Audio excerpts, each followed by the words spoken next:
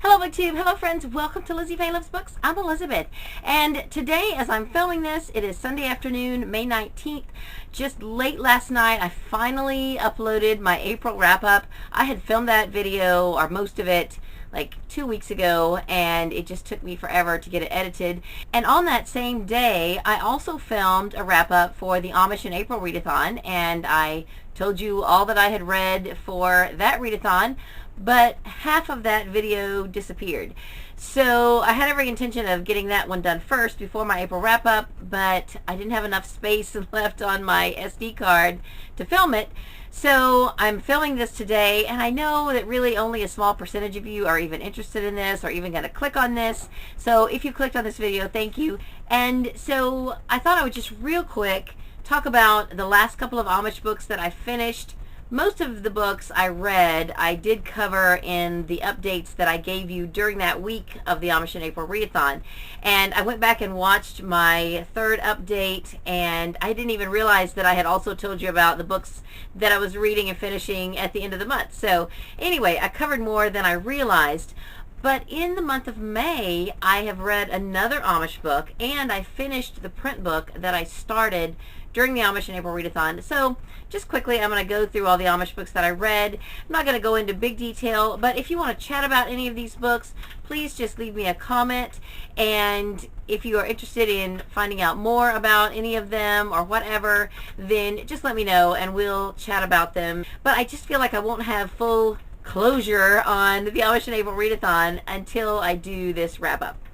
So I already told you about finishing books 2 and 3 in the Half-Stitched Amish Quilting Club series or trilogy by Wanda E. Brunstetter. I finished the Tattered Quilt and the Healing Quilt. All three of these books are about a woman who teaches a quilting class, and in each of the books she has a new class full of people to teach, and they're not Amish people. They are people from all walks of life. It's a very diverse group in each situation, and most of the characters from the first book are tied back into books 2, and in several cases they are tied back into book 3. So the series definitely ties all in together. They're not 3 separate books, but you can read them separately. But I really think you would get more out of book 3 if you knew the characters that they're talking about that are from books 2 and 1. So I would definitely recommend reading these in order. I don't have book 1 here in my hand. I read it last year, and I recommend the whole series. I'm probably going to send this series to my sister unless she already has it. Charlotte, let me know in the comments if you have already read these or if you're interested in them at all, and I'll share these with you. I thought it was a very good series.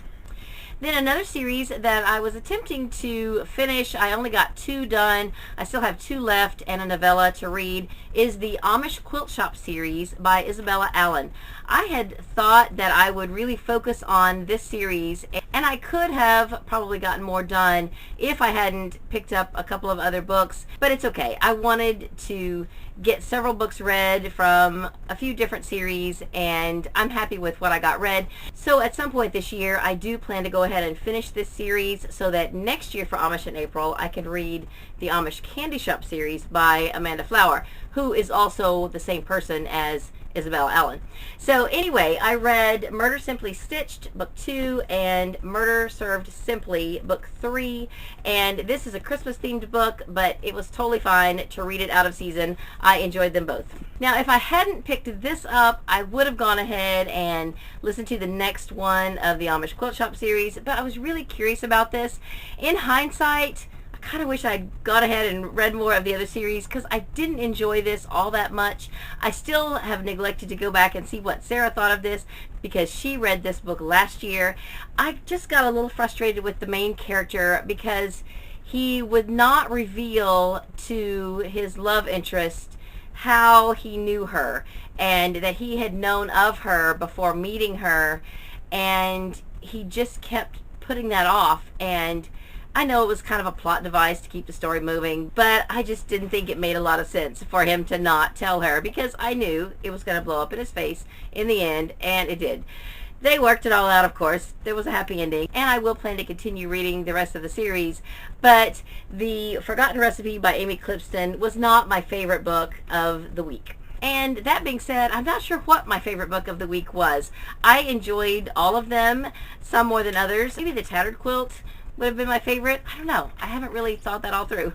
Then I also listened to audiobooks of An Amish Wedding and An Amish Gathering. These are both bind-ups of novellas. They are by a variety of authors who I've read before. A few of these novellas were novellas that I had read before, and within both of these books, they tied together. An Amish Wedding centered around this one wedding, but in each of the novellas there was a different relationship that was explored, and I thought it was very good. And An Amish Gathering, there was also some connections between the characters. All three of the stories took place in the same community. So these were very good. They are all romances. I have been enjoying all of these novellas. I listened to several different ones last year, and I have several on my shelf. I will continue to work my way through them, and they're very enjoyable.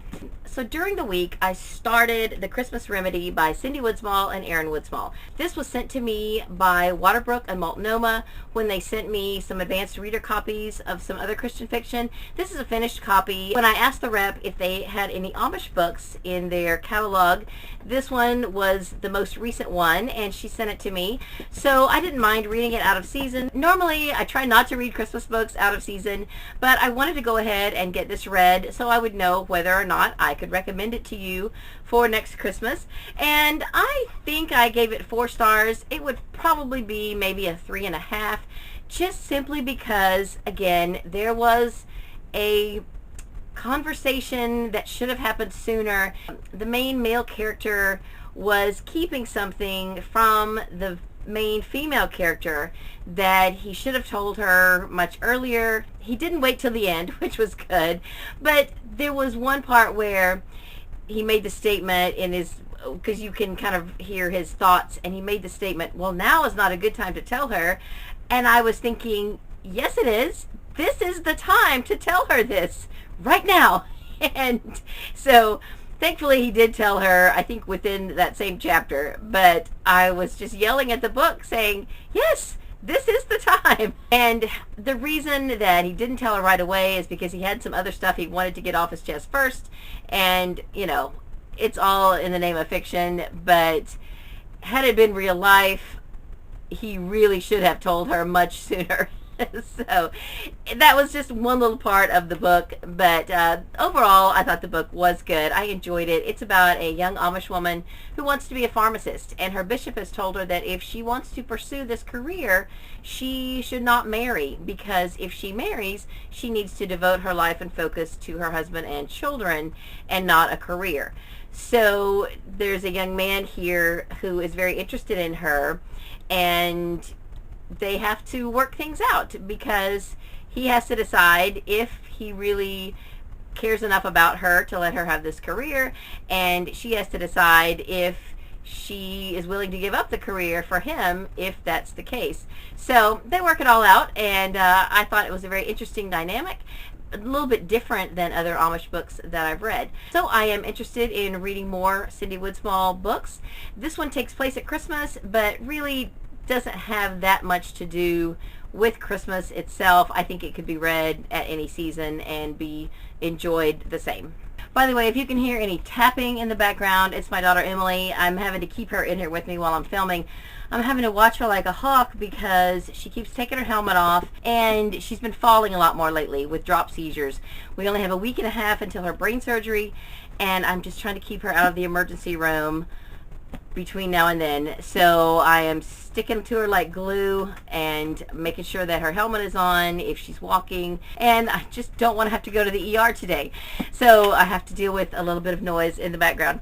Anyway, so because I was reading this in print, and you guys know I read print books much slower than audiobooks, I didn't get this done until a few days into the month of May. So then I was watching Sarah's wrap-up, who was my co-host for the Amish in April Readathon, and she read a book called Sworn to Silence by Linda Castillo. And I had totally forgotten that this very book is my pick for the mystery book club that I lead at our public library for June. And I should have gone ahead and read it during the Amish in April Readathon, and I completely forgot about it. So I listened to this on overdrive earlier in May, and I wanted to go ahead and just include it in this video. Now, I said in my Goodreads review that, you know, this is not your grandmother's Amish book. You know, this is not an Amish romance. There is a budding romance near the end, but this is a very gritty book with a lot of violence. There's a lot of swearing, but it does take place in Amish country, and if you're familiar with this series, then you know what I'm talking about. Kate Burkholder is the main character. She was born Amish and never joined the church.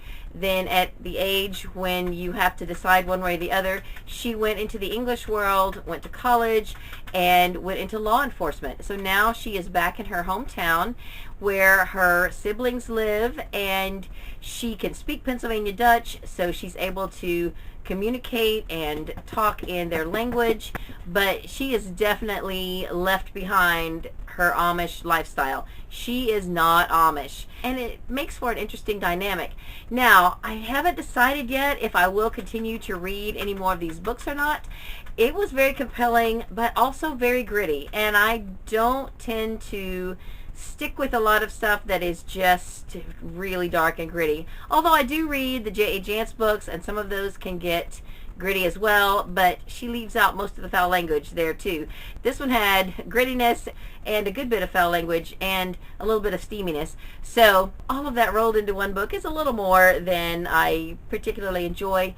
But I think that this will make for good discussion at our book club. So I just wanted to show you this. I'll mention this again in my May wrap-up. But because it's for a book club pick, I decided to go ahead and get this read. And I'm glad that I did. Then I had one other little short Amish book called Amish Beginnings by Stephanie Swift. It was 38 minutes long on the Audible Romance package, and I listened to it twice.